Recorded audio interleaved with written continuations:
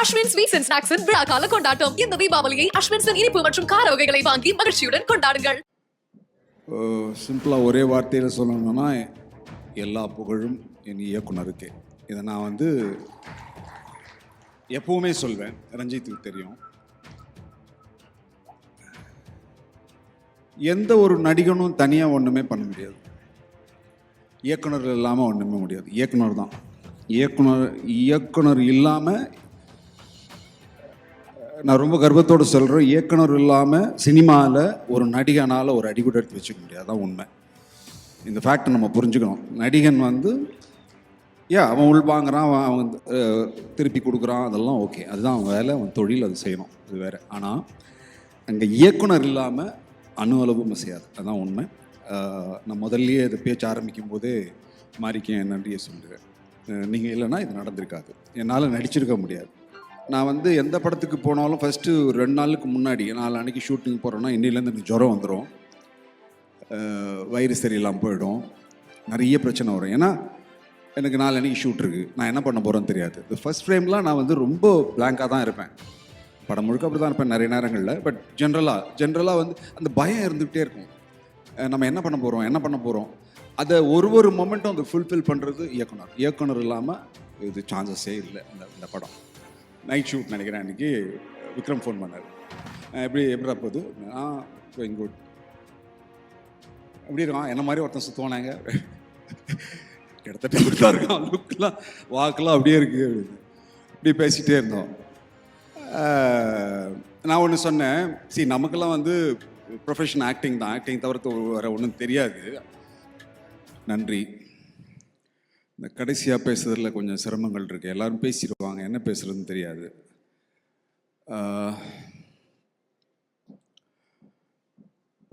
சிம்பிளாக ஒரே வார்த்தையில் சொல்லணும்னா எல்லா புகழும் என் இயக்குனருக்கு. இதை நான் எப்பவுமே சொல்வேன். ரஞ்சித்துக்கு தெரியும்.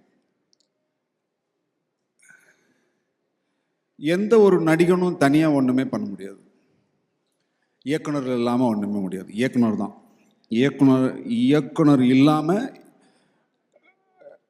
நான் ரொம்ப கர்வத்தோடு சொல்கிறேன், இயக்குனர் இல்லாமல் சினிமாவில் ஒரு நடிகனால் ஒரு அடி கூட எடுத்து வச்சுக்க முடியாது. அதான் உண்மை. இந்த ஃபேக்டை நம்ம புரிஞ்சுக்கணும். நடிகன் அவன் உள்வாங்கிறான், அவன் திருப்பி கொடுக்குறான், அதெல்லாம் ஓகே, அதுதான் அவன் வேலை, அவன் தொழில், அது செய்யணும், அது வேறு. ஆனால் அங்கே இயக்குனர் இல்லாமல் அணு அளவும் செய்யாது. அதுதான் உண்மை. நான் முதல்லையே இதை பேச்சு ஆரம்பிக்கும் போதே மாறிக்க என் நன்றியை சொல்லுவேன்.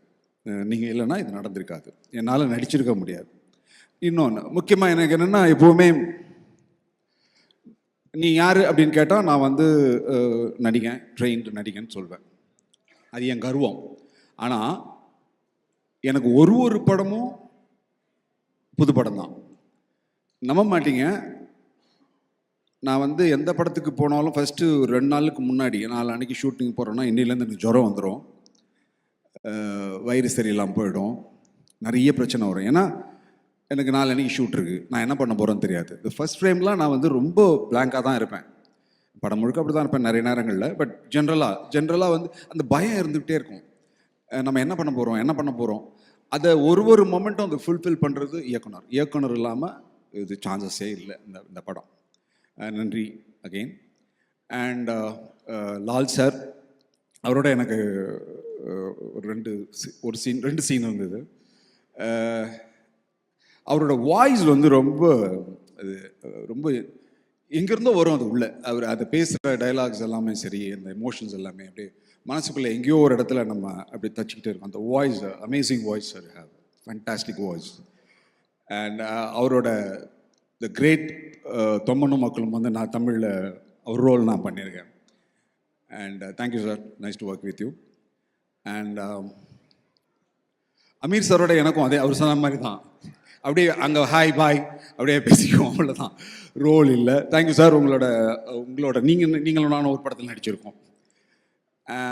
அப்புறம் அது மட்டும் இல்லாமல் மதன் இருக்காருன்னு நினைக்கிறேன், கிளம்பிட்டாருன்னு நினைக்கிறேன்.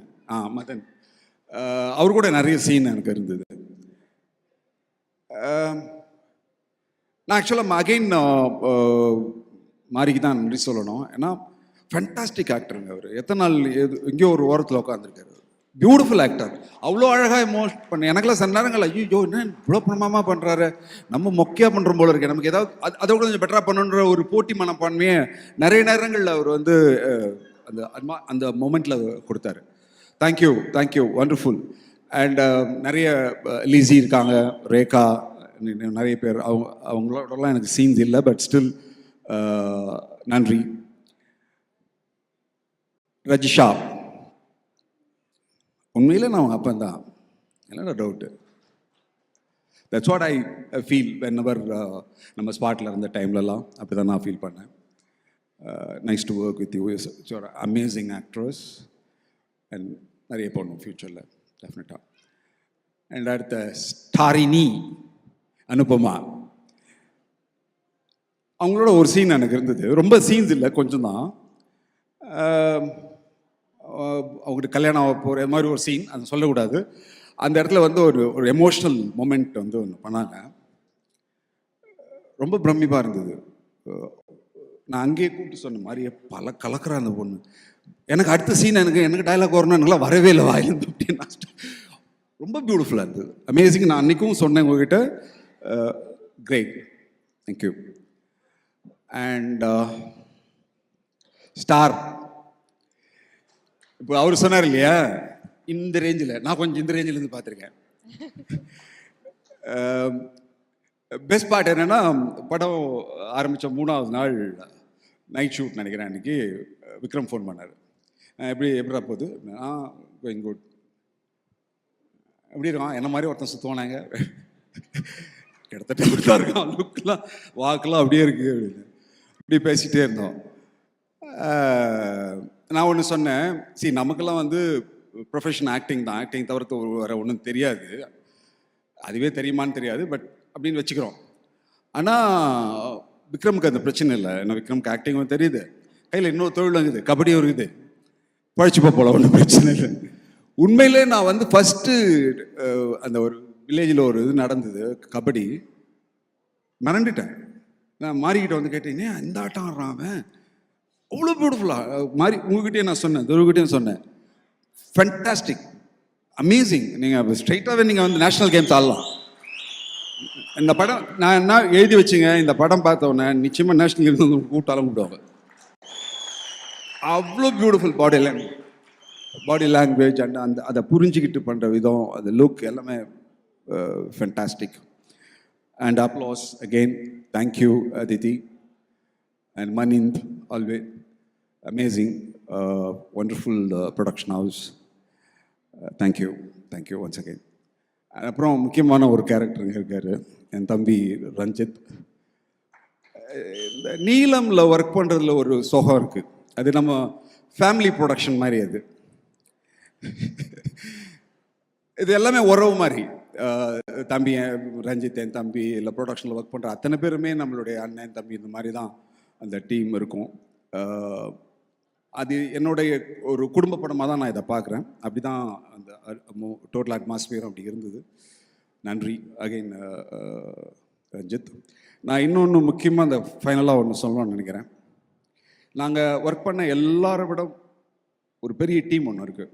அந்த டீம் இல்லைன்னா இந்த படம் வந்து சாத்தியம் இல்லை. நான் அவுட் ஆஃப் இது போகிறேன்னு நினைக்கிறேன். எல்லா அசிஸ்டன்ட் டைரக்டரையும் கொஞ்சம் மேடைக்கு ஏற்றினா நல்லா இருக்கும்னு நினைக்கிறேன், ப்ளீஸ். ஏன்னா அவங்க இல்லைன்னா இது சாத்தியமே இல்லை. அஸ்வின் ஸ்வீட்ஸ் அண்ட் ஸ்நாக்ஸின் விழா கால கொண்டாட்டம். இந்த தீபாவளியை அஸ்வின்ஸின் இனிப்பு மற்றும் கார வகைகளை வாங்கி மகிழ்ச்சியுடன் கொண்டாடுங்கள்.